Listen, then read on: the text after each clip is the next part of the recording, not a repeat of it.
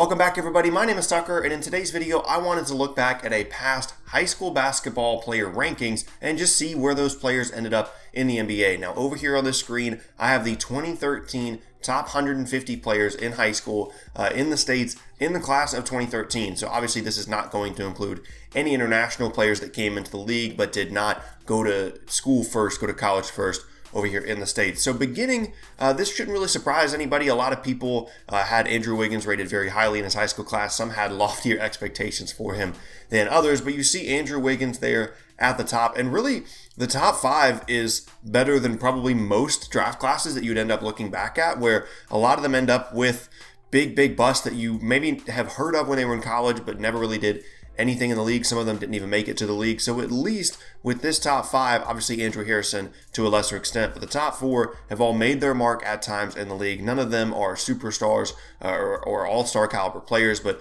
Andrew Wiggins earned himself a lot of money, obviously, and early in his career was outstanding. Could always turn it around. Julius Randle has been awesome with the Pelicans this year and was pretty good as a Laker. Aaron Gordon is someone that we're always kind of looking at to potentially break out in Orlando. Jabari Parker obviously has had tons of injury issues. In the beginning of his career, though, was super good. And then, like I said, you have Andrew Harrison, his brother, Aaron Harrison, there as well. Chris Walker, honestly don't know who that is. Noah Vonleh, sitting there at 8, did sign with Indiana, and he went somewhere around that range in the draft, 7, 8, or 9. Didn't really work out with Charlotte. Ended up a couple of different places, is now in New York, and actually being a pretty valuable player. So because he came into the league so quickly, maybe he'll be a late bloomer kind of player. Dakari Johnson was a Kentucky player that never really did anything in the league.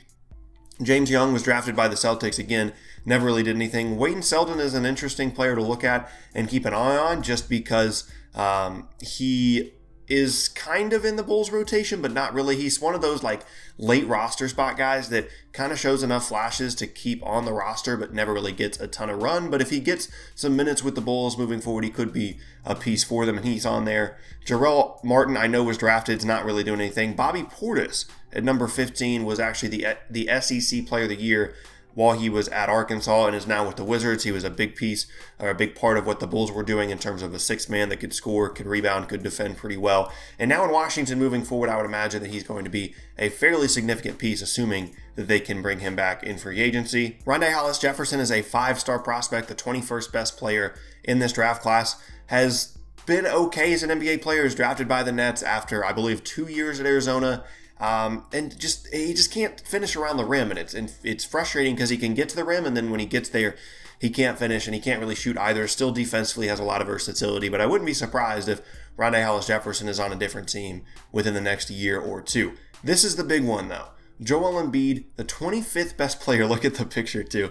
The 25th best player coming out of Gainesville, Florida, and Rock High School. Obviously, he came from an international scene first, and then went to school over here in the States, and then went to college. But he ended up being the 3rd overall pick in his draft, and has been an outstanding NBA player once he got over all his injury issues, and just was so much better at Kansas than people thought he would be. Obviously, at 25, it's not like he was a bum. It's not like people thought that he was going to be a bad college player. He was just so much better than most people would have anticipated him being initially, and so him and Andrew Wiggins obviously went very high in their draft classes. Next up, and a bit of a surprise one, is Semi Ojeleye at number 31. You can see on the right, he actually originally went to Duke before transferring to SMU, I believe. So he's a player that was highly thought of coming out of high school, didn't really develop into a whole lot at Duke, got frustrated, wanted to transfer, and then really developed a lot of skills that are going to, in my opinion, help him be a role player moving forward. He's kind of in and out of the Celtics rotation, definitely towards the back end of it with Gordon Hayward being back, but he's a really good defender, super strong, and if he can just solidify his three-point jump shot with a little bit more consistency, he's going to be an NBA player for a little while longer. But the further down we get here, the more we get to guys that are just kind of hanging on to roster spots if they're in the league. Christian Wood, Jordan Mickey, Jonathan Williams, Sindarius Thornwell, but this is another big one right here, number 44, Zach Lavine. Now again, I want to emphasize, being the 44th best high school player in your high school class it's not like it's a death sentence. It's not like it's, oh, you're never going to make it to the league, but it's more common to see guys at the top of at the top of high school classes go to the league and be successful. But also guys like Zach Lavine at 44 end up doing some things as well. It's just crazy because to be, a big time player in your draft class, to be a lottery pick in your draft class, you have to be a top 14 player in your class which is made up of multiple high school classes. So to be 44 in just a high school class to being whatever he was when he was drafted, he was a lottery pick when he was drafted, is crazy. But he's obviously carved out a nice little role for himself with the Bulls, and moving forward, we'll see how he continues to develop defensively as a playmaker and things like that. But he's been playing better lately for sure. As we get much later on now, we get to guys like Jordan Bell, who was really not on the NBA radar at all up until basically the end of his last year at Oregon, because he just was always a little bit undersized, didn't have a ton of skill. It was like a 4-5 combo. Oregon had some injuries later on in his last season there. He ended up playing at the 5 spot a lot more, was awesome in their conference tournament, was really, really good in the NCAA tournament, and solidified himself as someone that was at least worth taking a look at the NBA level. Ended up with the Warriors. Has definitely disappointed this year compared to the way he looked in his rookie season, but should be someone that will be able to stick around with his versatility, especially if he can improve his three-point shot. And moving forward, I would imagine he's going to be an NBA player for a while. Another guy that's carved out a nice little role for himself in the league is Frank Mason, all the way here at 76. He is with the Sacramento Kings, had a really good rookie season after 4 years at Kansas. He's someone that you kind of expected to be good right away, kind of like Malcolm Brogdon, because they spent 4 years in college. They were the leaders of their teams. They were able to score, facilitate, defend at a high level at the college level. So it's not surprising to see them fit in so well and so quickly at the NBA level. Again, this late in the list, we get to guys like Josh Hart, who is the 84th best high school player in his class, according to this website. 4 years at Villanova, a national championship, and then ended up on the Lakers, who are not in a great situation at the moment. But for Hart specifically, moving forward, I would imagine he's going to be a part of the Lakers or whichever team he gets traded to in the offseason or any offseason. He's just a guy that makes the right plays. He's super strong. He's a good defender, an okay playmaker and handler, but really just a 3-and-D kind of guy, and just someone that just makes the right plays and plays hard, just someone that you want to be on the floor. And that's always a nice attribute to have out of your role players. Getting closer now to being outside of the top 100, we have Monty Morris, who doesn't even have like a scouting picture in his profile, ended up going to Iowa State,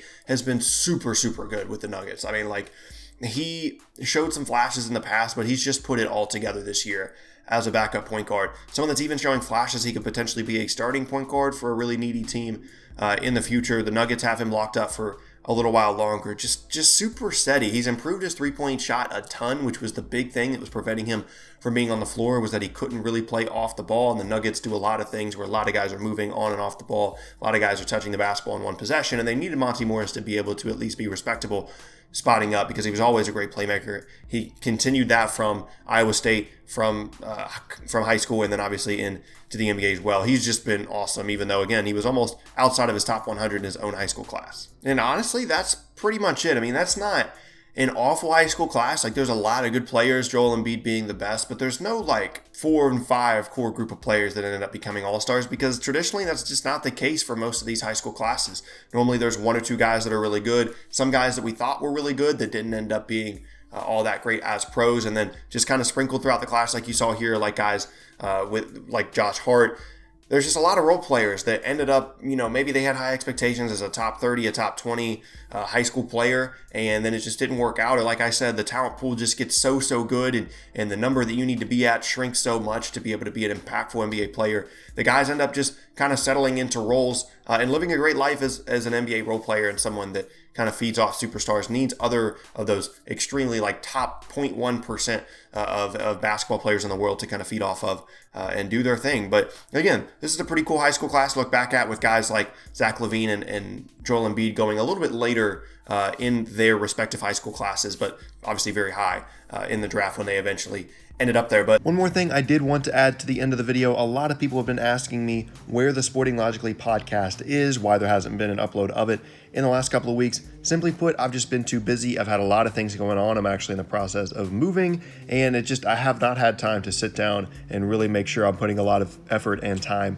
into the podcast. But give me a couple of weeks. I'll be right back on it. It'll be back out on the regular podcasting sites. I'm going to try and live stream it as well. Just give me a little bit of time. I appreciate all the interest that everybody has in it, and just want to give a quick update on where the podcast is. That is going to be the end of today's video. Be sure to leave a comment down below which NBA high school class you guys would like for me to look back at in a future video. Once again, my name is Tucker. If you missed any of my previous videos, then be sure to check out the boxes on screen.